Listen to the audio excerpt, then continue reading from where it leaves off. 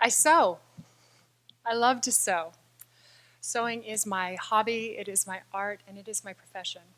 My grandmother, Virginia, taught me to sew at her beach house when I was 9. She used to sit me down at a big oak table and we would do projects together.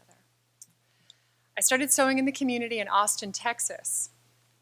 I founded a community of designers. We were called the Designers Guild of Austin. And we opened a cooperative boutique together where we would sell each other's designs.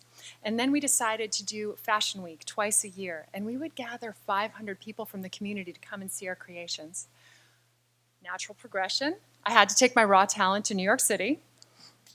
A girlfriend went ahead of me. She rented a cheap apartment. We could share it.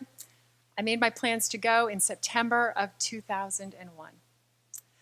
And on September 11th, I decided I was going to stay put. I was just going to keep doing what I was doing. I was definitely not going. And it's this guy, my dad, Casey Barton, who said some of the most impactful things anybody's ever said to me in my life.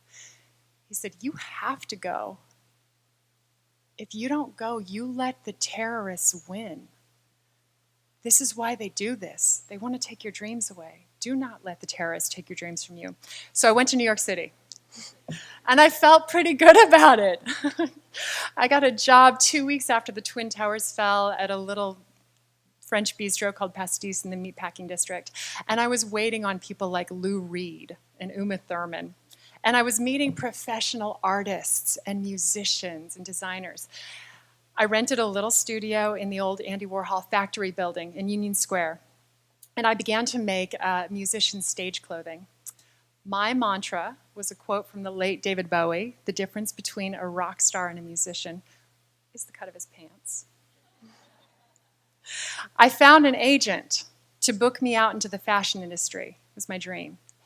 And I joined a community of some of the most exquisite tailors in the world. You could find us on mountaintops and in mansions, making clothing look like it actually fits human bodies in fashion photo advertising. We were behind the scenes, stitching away at the Fashion Week. We were helping celebrities for Oscar night and the Grammys. I was so blessed I got to join Ralph Lauren's photo advertising team as a contractor. I got to travel the world with them nonstop for 15 years. I got to put my talent towards iconic images that have a worldwide impact. And I got to work with dynamic, visionary, hardworking, and kind people.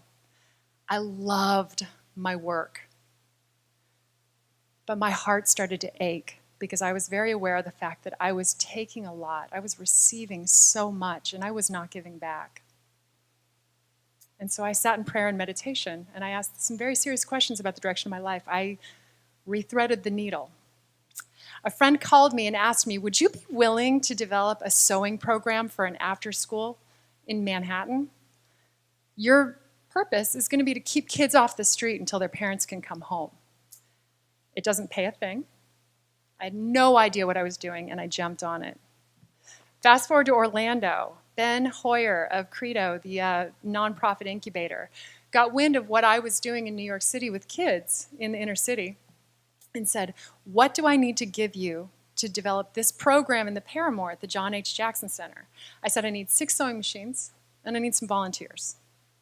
So I and a handful of amazing local makers taught sewing every Tuesday at the Jackson Center. Moreover, we taught design with textiles. We wanted kids to see firsthand that if they designed something, they could see it happen in textile, and that they could design things in their lives that were much bigger and trust that they would happen, like their careers, their futures, their communities. I have recently started Common Thread Sewing. I am deeply moved by the farm-to-table movement in the food culture that's been going on for the last 20 years. And I want to see the sewing machine come back to our kitchen table.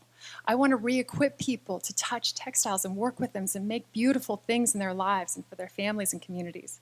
I love fabric. I love silk. I love to work in silk. I love to wear silk. And anyone who looks at labels knows that most of what's available to us is polyester. Did you know that it is composed of acid and alcohol, and it breaks down on your skin? I also love to recycle. I love to ask the very serious question, can I turn an ugly old dress that I hate into a cute little blouse that I love? Or can I take an old worn out shirt and make a kitchen towel we put 10.5 million tons of fabric into landfill every year, and it is a reusable asset, and we need to know how to work with it to use it. My favorite currency is the currency of generosity. Making is all about giving. I love to pull my son into my lap and build things for him out of his ideas from things he pulls from my studio. And I want to equip people to equally make things for the people that they love in their families, in their communities. And textiles are rich in family history. This is a lace that dates back hundreds of years from my family in Germany. And it became my ring bearer's pillow at my wedding. And we've passed it on to bear rings in our family for generations to come.